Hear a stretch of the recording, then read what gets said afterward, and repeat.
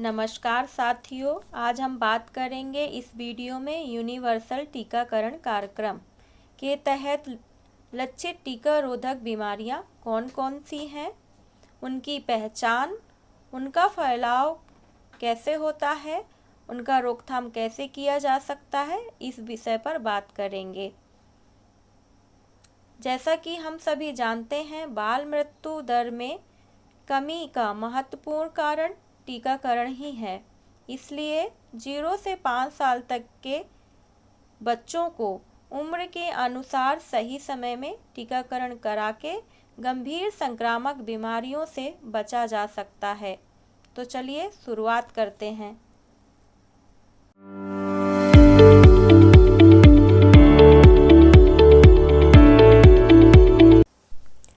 साथियों, यूनिवर्सल टीकाकरण कार्यक्रम UIP के तहत लक्षित टीका रोधक बीमारियां इस प्रकार हैं।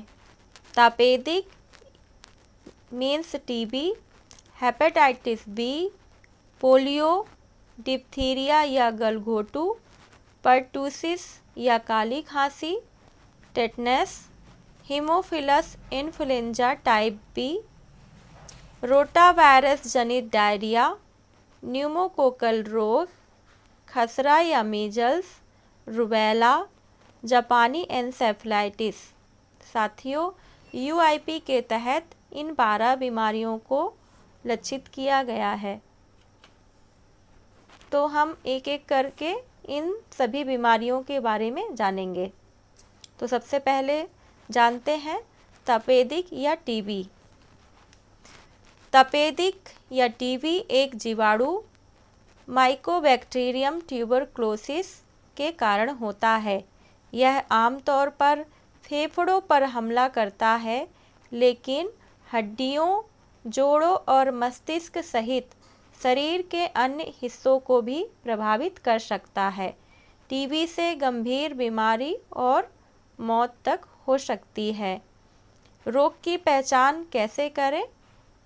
एक ऐसा बच्चा जिसे 2 सप्ताह से अधिक समय से बुखार या खांसी हो तथा जिसके वजन में वृद्धि न होकर लगातार गिरावट हो रही हो, तथा एक ऐसा बच्चा जिसका संपर्क ऐसे व्यक्ति से हुआ हो जिसने विगत 2 वर्षों से सक्रिय TB होने की पुष्टि या शक हो। जानते हैं यह रोग कैसे फैलता है। अक्सर जब कोई व्यक्ति TB से पीड़ित किसी दूसरे व्यक्ति की खांसी या छींक के कणों के संपर्क में आता है तो उसे TB हो सकती है। TB खास तौर से उन क्षेत्रों में अधिक तेजी से फैलता है जहां लोग भीड़-भाड़ वाली जगहों में रह रहे हों, उनकी स्वास्थ्य संबंधी सुविधाओं की उपलब्धता खराब हो या वे कुपोषित हैं। संक्रमित मवेशियों के कच्चे दूध का उपयोग करने से कोई व्यक्ति TB की एक अन्य किस्म बुबाइन तपेदिक से संक्रमित हो सकता है। अब जानते हैं रोकथाम। टीकाकरण सारणी के अनुसार BCG मीन्स बेसिलस कैलमेट-ग्यूरिन का टीका बच्चों में TB के गंभीर रोगों की रोकथाम कर सकता है। अब जानते हैं हेपेटाइटिस B। हेपेटाइटिस B का संक्रमण एक वायरस के कारण होता है जो लीवर मीन्स यकृत को प्रभावित करता है। बच्चे जो जन्म के दौरान या 1 वर्ष की उम्र से पहले संक्रमित हो जाते हैं, उनमें से 90% क्रोनिक रोग विकसित कर लेते हैं। यह एक अत्यंत संक्रमण HIV से 50 से 100 गुना अधिक संक्रमण रोग है और पीलिया, सिरोसिस या लीवर कैंसर का एक प्रमुख कारण भी है। यह एक गंभीर बीमारी है। अब जानते हैं पहचान कैसे किया जा सकता है। इसके लक्षणों में आमतौर पर गंभीर पीलिया, गहरा पीला मूत्र, भूख न लगना, बेचैनी, अत्यंत थकान एवं पेट के ऊपरी दाहिने चौथाई हिस्से का कोमल होना आदि शामिल है। अब जानते हैं रोग कैसे फैलता है। यह रोग संक्रमित रक्त या विभिन्न स्थितियों में शरीर से निकलने वाले तरल पदार्थों के संपर्क में आने से फैलता है। जन्म के दौरान माँ से बच्चे में, बच्चों की सामाजिक क्रियाकलापों के दौरान कटने, छिलने, काटने एवं खरोंच लगने से, असुरक्षित यौन संबंध से एक व्यक्ति से दूसरे व्यक्ति में, असुरक्षित इंजेक्शन, ट्रांसफ्यूजन या संक्रमित रक्त वाले सुई नली दुर्घटनाओं के कारण। रोकथाम। टीकाकरण सारणी। पेंटावैलेंट टीका में निहित के अनुसार बच्चों को हेपेटाइटिस बी का टीका देकर हम संक्रमण एवं इसकी जटिलताओं को रोक सकते हैं। अब जानते हैं पोलियोमाइलाइटिस बीमारी। पोलियो वायरस 1, 2 या 3 संक्रमण से होने वाला एक अति संक्रामक रोग है। यह मुख्य रूप से 5 वर्ष से कम उम्र के बच्चों को प्रभावित करता है। जब यह वायरस मांसपेशियों को नियंत्रित करने वाले रीढ़ की हड्डी की तंत्रिका कोशिकाओं पर हमला करता है तो प्रत्येक 200 संक्रमणों में एक संक्रमण असाध्य लकवा का कारण बन सकता है। अब रोग की पहचान कैसे करें?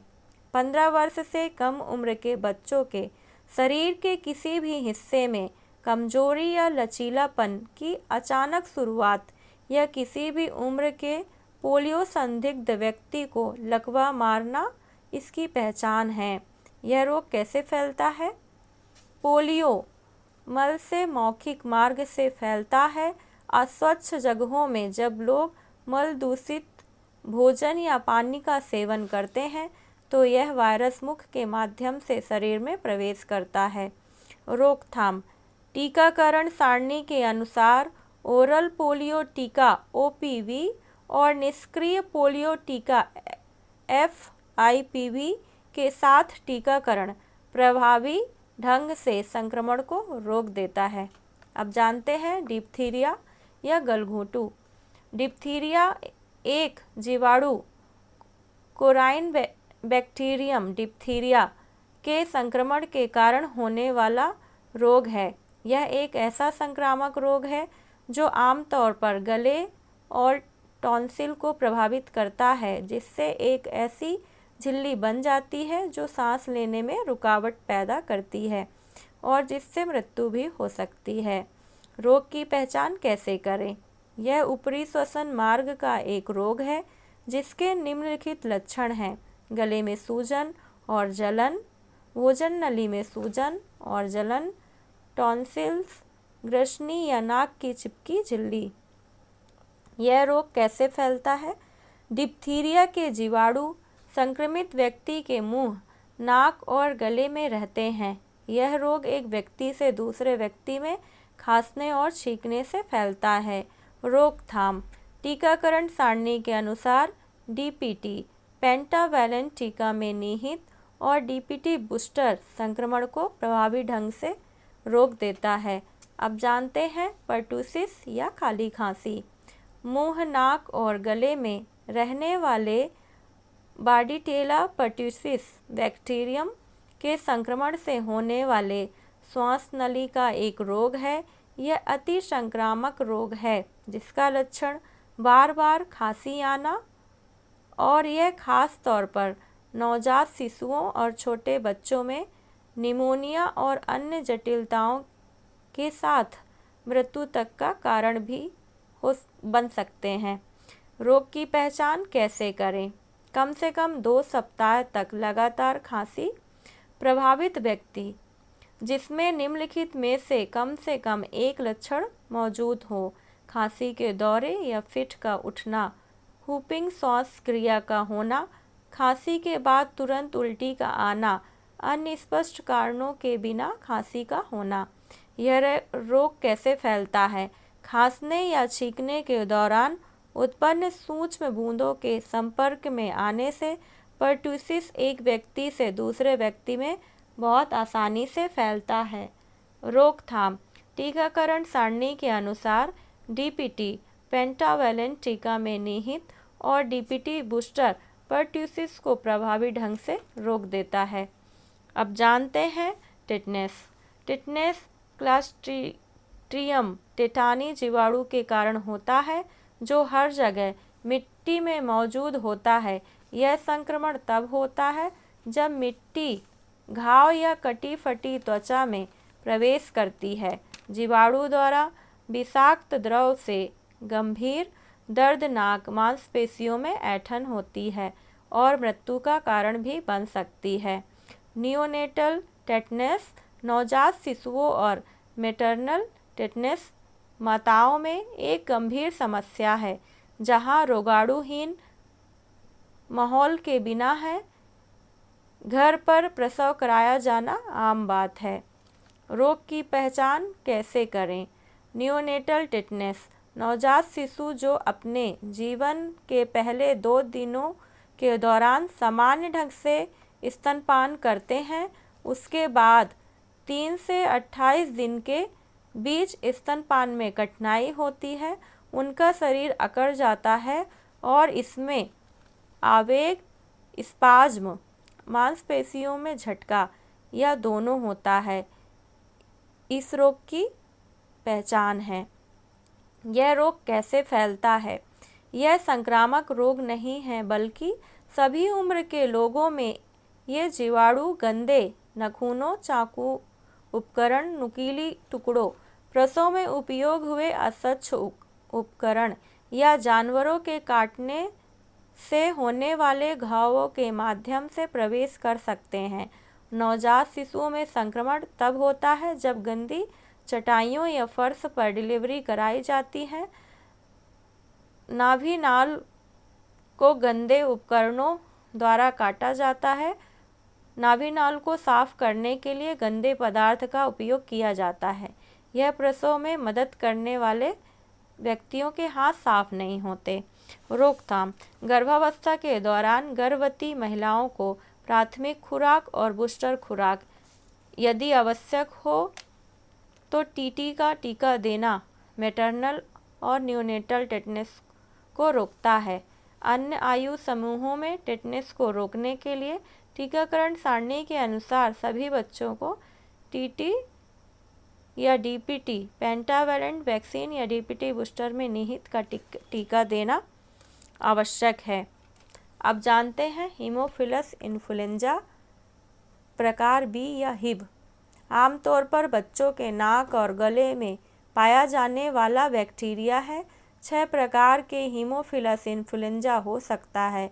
इन 6 प्रकारों में से हीमोफिलस इन्फ्लुएंजा प्रकार बी या हिब सभी गंभीर हीमोफिलस इन्फ्लुएंजा संक्रमणों में से 90% का कारण बनता है। 5 वर्ष से कम आयु के बच्चों में हिब गंभीर निमोनिया और मेनिंजाइटिस का कारण बन सकता है। रोग की पहचान कैसे करें? बुखार, ठंड, खांसी, तेजी से सांस लेना और छाती की दीवार का संकुचन आदि शामिल है। मेनिंजाइटिस प्रभावित बच्चों में बुखार, सिर दर्द, प्रकाश के प्रति संवेदनशीलता, गर्दन में अकड़न और कभी-कभी भ्रम या बदलती हुई चेतना की स्थिति हो सकती है। यह रोग कैसे फैलता है? छींक और खांसी के बूंदों के माध्यम से यह रोग एक व्यक्ति से दूसरे व्यक्ति में फैलता है। वैसे बच्चे जो स्वस्थ हैं परंतु उनके नाक व गले में जीवाणु मौजूद हैं, वे भी दूसरों को संक्रमित कर सकते हैं। रोकथाम। टीकाकरण सारणी के अनुसार बच्चों में हिब टीका पेंटावैलेंट टीका में निहित लगाकर हिब संक्रमण और उसकी जटिलताओं को रोक सकते हैं। अब जानते हैं रोटावायरस गैस्ट्रोएंटेरिटिस एक अत्यंत संक्रामक दस्त है जो छोटी आंत के रोटावायरस के संक्रमण के कारण होता है। यह शिशुओं और छोटे बच्चों में गंभीर दस्त का कारण बनता है। गंभीर निर्जलीकरण के कारण 3 से 12 महीने के आयु के शिशुओं की मृत्यु तक हो सकती है। रोग की पहचान कैसे करें? हल्के ढीले मल से लेकर गंभीर पानी के दस्त और उल्टी होने के कारण निर्जलीकरण। यह रोग कैसे फैलता है? यह रोग मल तथा मौखिक मार्ग से फैलता है। यह वातावरण में स्थिर रहता है और दूषित भोजन, पानी और वस्तुओं के माध्यम से फैल सकता है। रोकथाम। टीकाकरण सारणी के अनुसार बच्चों को रोटावायरस टीका देकर संक्रमण और इसकी जटिलताओं को रोक सकते हैं। किसी भी प्रकार के दस्त के दौरान ORS देना याद रखें। अब जानते हैं न्यूमोकोकल रोग। यह रोग स्ट्रेप्टोकोकस निमोनिया, जिसे न्यूमोकोकस भी कहा जाता है, बैक्टीरिया के कारण होने वाली बीमारियों का एक समूह है। इन बीमारियों में से सबसे गंभीर निमोनिया, मेनिंजाइटिस और रक्त प्रवाह का संक्रमण है। स्ट्रेप्टोकोकस निमोनिया 5 वर्ष से कम उम्र के बच्चों में जीवाणु निमोनिया का प्रमुख कारण है। इस रोग के कारण कौन कौन से रोग हो सकते हैं? निमोनिया, सेप्सिस, रक्त प्रवाह संक्रमण, मेनिंजाइटिस, रीढ़ की हड्डी और मस्तिष्क को ढकने और सुरक्षित रखने वाली झिल्ली और तरल पदार्थ में संक्रमण, मध्यकान का संक्रमण, ओटाइटिस मीडिया, ब्रोंकाइटिस। यह रोग कैसे फैलता है? खांसी, छींकने या निकट संपर्क के कारण कई लोगों के नासोफैरिंक्स में कई दिनों या हफ्तों तक न्यूमोकोकस उपस्थित रहता है। ज़्यादातर मामलों में न्यूमोकोकस बिना किसी संदिग्ध लक्षण के नासोफैरिंक्स से गायब हो जाता है, लेकिन कभी कभी रोग विकसित हो जाता है। इसमें युवा बच्चों और बुजुर्गों को ज़्यादा जोखिम रहता है। बच्चे जिन्हें इस रोग का सबसे ज़्यादा खतरा रहता है वे इस प्रकार हैं। 5 वर्ष से कम आयु के बच्चे, प्रतिरक्षा रहित बच्चे, कुपोषण, स्तनपान की कमी, घरेलू धुएं से संपर्क और भीड़ भाड़ या सघन आवास वाली स्थितियों में रहने वाले बच्चे, स्वास्थ्य सेवा के कमी वाले गरीब बच्चे। रोकथाम। टीकाकरण सारणी के अनुसार PCV की 3 खुराक देकर रोका जा सकता है। 6वें और 14वें सप्ताह में 2 प्राथमिक खुराक, 1 बूस्टर खुराक के साथ MR की पहली खुराक से इसकी रोकथाम की जा सकती है। अब जानते हैं खसरा, मीजल्स या रुबेला। खसरा रोग वायरस से होने वाली एक अत्यंत संक्रामक बीमारी है। यह बच्चों में मृत्यु का एक महत्वपूर्ण कारण है जो कुपोषित है और भीड़ भाड़ वाले सघन इलाकों में रहते हैं। दस्त के कारण निर्जलीकरण, कुपोषण, मध्य कान की सूजन, निमोनिया, अंधापन और मस्तिष्क संक्रमण आदि इसके लक्षणों में शामिल हैं। रुबेला आमतौर पर बच्चों में एक छोटी बीमारी है, लेकिन जब संक्रमण गर्भावस्था की शुरुआत में होता है तो गर्भपात, भ्रूण मृत्यु और गंभीर जन्मजात दोषों का कारण बन सकती है। रोग की पहचान कैसे करें? कोई भी व्यक्ति जिसे बुखार एवं घमौरी नुमा बिना पानी वाले दाने, मैकुलोपेपुलर रैश और खांसी, कोरिजा या बहती नाक, लाल आँखें या आँख आना। यह रोग कैसे फैलता है? इसका वायरस संक्रमित लोगों की नाक और गले के स्राव से और संक्रमित व्यक्ति के छींकने या खांसने से हवा में फैलता है। रोकथाम। टीकाकरण सारणी के अनुसार खसरा या रुबेला युक्त टीका MR खसरा को रोकने में प्रभावी है। अब जानते हैं जापानी एन्सेफेलाइटिस या JE वायरस के कारण होने वाला मस्तिष्क के संक्रमण का रोग है। यह भारत के कुछ राज्यों के किन्हीं निश्चित क्षेत्रों में पाया जाता है। JE रोग के 20 से 30% मामले जानलेवा होने के साथ साथ यह छोटे 15 वर्ष से कम उम्र के बच्चों में गंभीर बीमारी और मृत्यु का कारण बन सकता है। रोग की पहचान कैसे करें? यह रोग किसी भी उम्र के व्यक्तियों को साल के किसी भी समय बुखार की तीव्र शुरुआत और मानसिक स्थिति में परिवर्तन जैसे भ्रम, स्थिति भ्रांति या बात करने में असमर्थता के लक्षणों सहित या दौरे की एक नई शुरुआत के साथ हो सकता है। यह रोग कैसे फैलता है? JE का वायरस मच्छरों से फैलता है।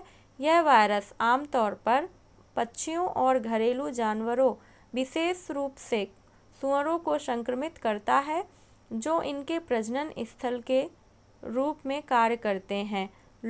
लोग इस रोग की चपेट में तब आते हैं जब कोई मच्छर किसी संक्रमित जानवर को काटने के बाद उन्हें काटता है।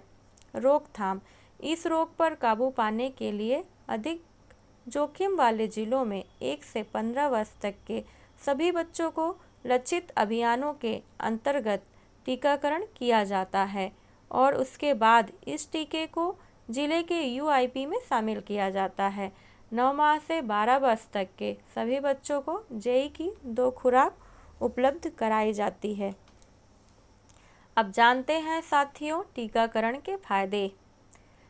टीकाकरण से गंभीर जानलेवा बीमारियों से बचाव किया जा सकता है। बाल मृत्यु दर में कमी की जा सकती है, कुपोषण में कमी, विकलांगता में कमी और आर्थिक बचाव या निःशुल्क उपलब्धता। उम्मीद करती हूँ टीकाकरण से संबंधित जानकारी आप सभी के लिए स्वस्थकर होगी और आप भी देश को निरोगी बनाने में अहम योगदान दे सकते हैं। मेरे चैनल में अंत तक बने रहने के लिए धन्यवाद। फिर मिलते हैं अगले वीडियो में नई जानकारी के साथ। धन्यवाद।